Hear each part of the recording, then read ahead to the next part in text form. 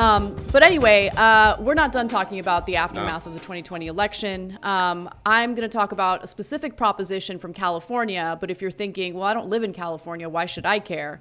You should care, because Prop 22 is coming to a city near you. So, Proposition 22, an anti-labor ballot initiative that creates a third category of independent contractors with less protections and workers' rights, unfortunately passed in the state of California. Now, while this is only impacting app-based gig workers in the state of California for now, I think all other states in this country need to be warned about the impact of this ballot initiative and how it's very likely to come to a state that you're living in. And you need to do anything and everything possible to prevent the passage of a similar law or a similar ballot initiative. Again, we need to avoid it. So, the simplest way to sum up Prop 22 is that it excludes app-based gig workers from even the most basic labor protections. So to sum it up, it's basically taking a giant step back in the labor movement. Prop 22, according to the Washington Post, which was approved by 58% of workers, makes drivers independent contractors with promises of 120% of the minimum wage and a healthcare contribution equivalent to either half or 100% of the employer-provided average under the Affordable Care Act. But there is a giant catch, as there always is when you're dealing with a company that wants to maximize gains and cut costs as much as possible. So unlike full employment, however, benefits are calculated based on a driver's active time, negating the potential hours per week they spend waiting for a fare while logged onto the apps. So they could be working and not getting paid for the work they're doing because they're not getting paid.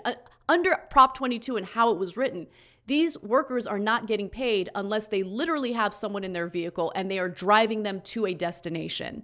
So drivers will now receive limited health benefits. I mean, if you just do a deeper dive on what Prop 22 actually does, it gives these workers limited health benefits, but only for those who log enough hours and an hourly pay guarantee that the UC Berkeley Labor Center study actually found to be worth only $5.64. And we're talking about a state that is incredibly difficult to live in. If you're making $15 an hour in the state of California, it is difficult to make ends meet. Now imagine making $5.64 an hour. And again, that number is what comes up after you take into account the amount of time gig workers are not getting paid because they are simply logged in, they want to work, but they don't have a customer, or they're not delivering something, or they're not driving a specific person or group of people in their vehicle. But there are other downsides to this proposition that I want to share with you. For instance, workers will also end up shouldering all of the overhead involved in driving, using your vehicle in order to drive people from point A to point B. They do not get paid time off. They do not get overtime pay. And this is particularly relevant right now, considering the pandemic. These workers also do not get any paid sick leave. So again, if you do a deeper dive, what you'll see is that this ballot initiative, which unfortunately did pass, puts workers at a significant disadvantage. And if they're suddenly fired, they won't have any recourse. For a California rideshare driver who died from COVID-19 last month, his independent classification means his family will receive no workers' compensation. So what's good about this initiative? Again, if you actually read the wording of it, if you understood what would happen to workers once it's implemented, you could fully understand that some of the advertising, the yes on Prop 22, side put out there was just complete and utter BS. It also restricts consumers, by the way, from holding these companies accountable if something happens to them while they're being driven, or, if one of their private contractors harms them in any way. Because what these companies can then turn around and say is, well, we're not liable. This is a third party. This is an independent contractor. This is not something that we are responsible for. So it's bad for the workers, and it's also bad for the consumers. And the new law will beat down on workers who are already at a significant disadvantage economically. Gig workers are predominantly older people of color and immigrants without degrees, savings, proper insurance, or other sources of income, and they typically drive more than 30 hours a week to support their families. And by the way, this law is nearly impossible to change in the state of California, where you need an insane majority in order to make changes to it. So in order to make any changes, lawmakers in the state of California need to pass those changes by 7/8 of the California legislature. It's never going to happen. This is it. This is the law, and this is what workers unfortunately have to deal with in California, unless workers find a way to organize and fight back against it effectively. But organizing is even more difficult under the way this new initiative, which is now implemented, was written.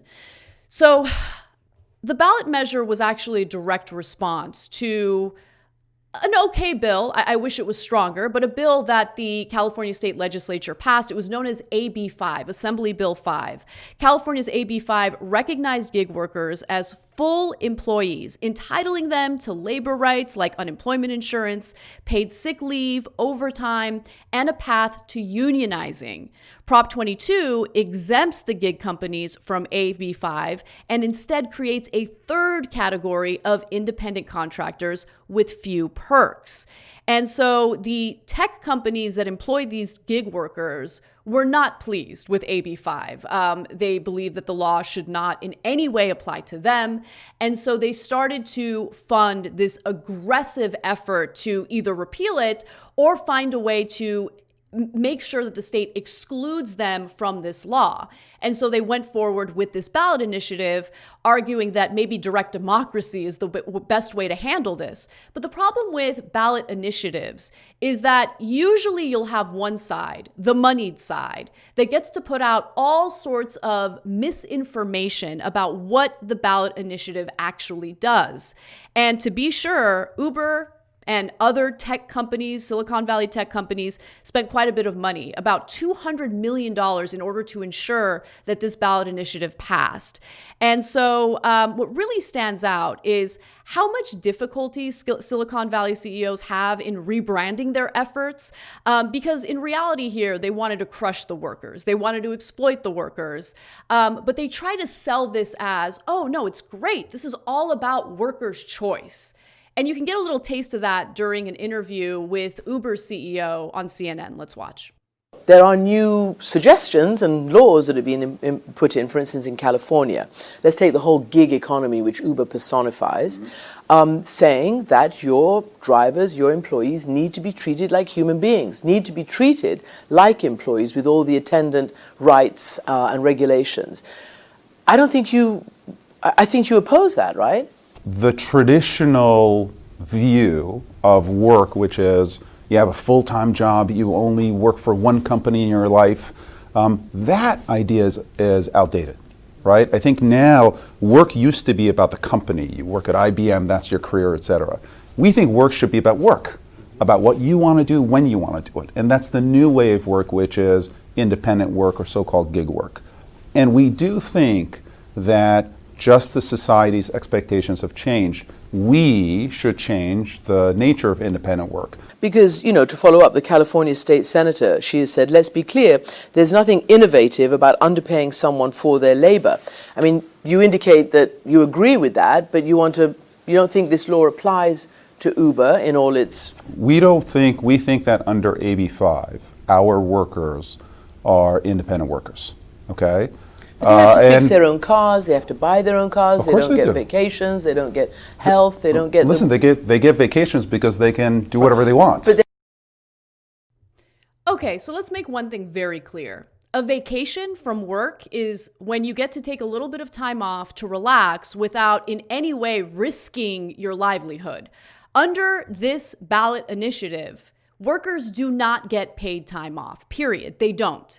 So if you need a break, let's say during a pandemic because a family member is sick and you need to be a caretaker, you take that time off, but you do not get paid for it under this new classification of independent contractors. It is an absolute disaster. And many people are going to feel the ramifications of it. And how did something like this pass? I think it's important to look into that issue as well in order to effectively fight back against the passage of similar laws or ballot initiatives. So as I had mentioned earlier, Silicon Valley tech companies overwhelmed the opposition with, and muddled the truth with a record-breaking $200 million campaign, pelting voters with misleading ads that framed the proposal as a social justice cause. Of course, it's not a social justice cause. That didn't stop them from using this message of employee choice and freedom in order to get people to sign on to it. And just to give you an example of the kind of misleading content that was released against AB 5, right? That was for workers' protections, and in favor of a ballot initiative like Proposition 22, get a load of this ad, which, to give you a little more context, involves a woman who was suffering from cancer and is a mother and is a hard worker. You get all of this context, and then voters get slapped with this message. The way that AB 5 is written is that you must have anyone who works for you on as a W-2 employee. The people that want to work with me, they don't want to be a W-2 employee. They don't want me to be able to tell them, you have to work these hours next week. I can't hire in freelancers to help me get the job done. There isn't enough work in my business consistently to bring on employees. That's a huge challenge, to not be able to hire someone per event. Another major surgery coming up in just 2 weeks. I don't get to hire in someone to fill in for me. I should not have to close my business because I can't hire in extra help on occasion. That's really unfair. So understand that that ad came out fairly recently, which means that simply passing Proposition 22 in the state of California isn't enough. There's an effort to repeal AB 5, which does luckily protect some workers in the state, but it doesn't apply to app-based gig workers. Now, with that said, Uber, of course, is looking into the future, even though they're bleeding money every single quarter. And they're looking to expand their model to other states, joining an executive from rival Lyft, for instance, who said something very similar. Let me give you the statement from Uber's CEO, where he says, going forward, you'll see us more loudly advocating for laws like Prop 22. We were the first to come forward with this independent contractor plus model. The idea that drivers deserve flexibility plus benefits, again, absolutely misleading. We want to have a dialogue with governments in other states. So this is coming to your state. This is a concerted effort by Silicon Valley CEOs to ensure that they crush and exploit workers while, I guess, maximizing their profits. But again, a company like Uber, every single quarter is just bleeding money. So all of this, for what? For a failing company? For a company that has an incredibly risky and unstable future? But let me give you more. They lost over $5 billion in the second quarter of 2019, Uber did. And obviously, they continued to bleed money during the pandemic when demand for these ride-sharing services decreased. And in August, The Verge wrote this: the chronically unprofitable company lost $1.8 billion over the last 3 months, with its adjusted net revenues down 29% compared to quarter two of 2019. And just to repeat myself, quarter two of 2019 was when they bled over $5 billion and did not turn a profit, clearly. So the company is also eyeing other avenues in which they can make money. Silicon Valley CEOs have definitely focused more of their energies on engagement, because user engagement means that you provide more data and then they can sell that data. And so in an interview with The Verge, Uber's CEO talked about their future plans as well. Uber doesn't want to just be an app. It wants to be a platform for every mode of urban transportation you could possibly think of, even if it's not making money off of some of those modes. You see, the more stuff that Uber can cram into its app, like bikes and scooters and buses and subways, the better chance it has to squeeze money out of all that engagement. To some extent, we're competing against ourselves. You're not making money off of this, so why offer it? One, it's the right thing to do. It's the right solution for the consumer. Usually, if you aim at the best solution for the consumer, you'll win long term. Second, we have seen experimentally that increases engagement with the app. That more people, they wake up, they use the app more often. And if more people are opening our app more often, then there will be business down the road. We'll be able to monetize that one way or the other. So, like the other clips that I showed you, he's absolutely full of it. As I've shared in a previous Decode segment for this show, these companies make a ton of money by gathering your personal data and selling it. So anytime you hear any of these CEOs arguing that they're doing things, they're offering these free services because they have the consumer's best interests in mind. No, they don't. They essentially want to use you for your free labor because you're inputting your personal data into their app, which they then sell for profit to third parties. So let's get that straight. They love the free labor. And then on top of that, of course, they're crushing their employees, paying them far less than minimum wage in the state of California, which again is incredibly expensive to live in. So it's important to arm people with the information they need in order to vote in their best interests if a ballot initiative like this comes to a state that they live in. But make no mistake, this does crush gig workers in the state of California. It does put them at a disadvantage. And it's about time we stop listening to the narratives coming from the well-funded corporate side of the matter and actually listen to what the workers themselves want in this situation. And we heard this narrative about how, most of the workers want the freedom. They love the idea of unpaid sick time. Yeah, if you paid close attention, you'd know that that's not true. I think we need to be more skeptical of Silicon Valley CEOs and do more to educate people about how their labor rights, those labor rights that were incredibly hard to fight for and accomplish, are very quickly being scaled back by these disinformation campaigns, by moneyed interests. Yeah, and it's also worth mentioning that Uber's top legal officer, like basically their top lobbyist, is a guy named Tony West, who happens to be Kamala Harris, our new vice president's brother-in-law. I'm sure that will just work out great for everyone involved.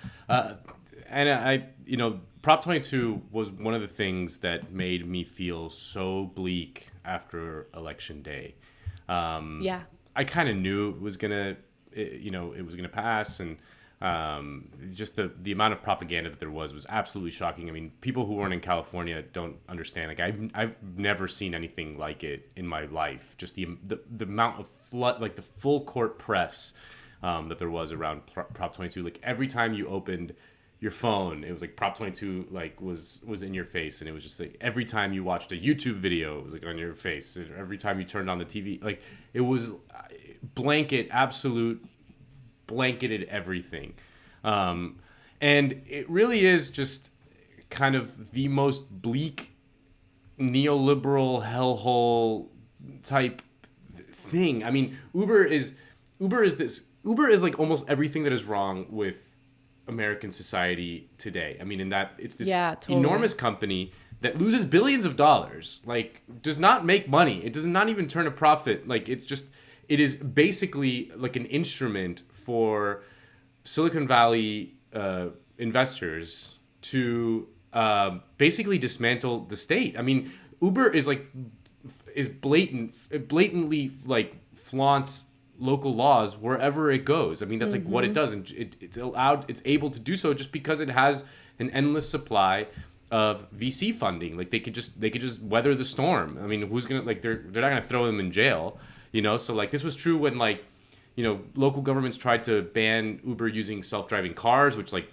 killed someone in Arizona, and they were just like, No, we don't care. We're just gonna keep doing whatever we do. We don't care. And here, like the government, California, a big, powerful state, one of the most populous state in the union, passes a law that affects Uber, and they're like, no, we're just not gonna do that. We're just not gonna go ahead with that law, and they just violate the law. A judge tells them they have to do it, and they're like, okay, we're gonna go on strike.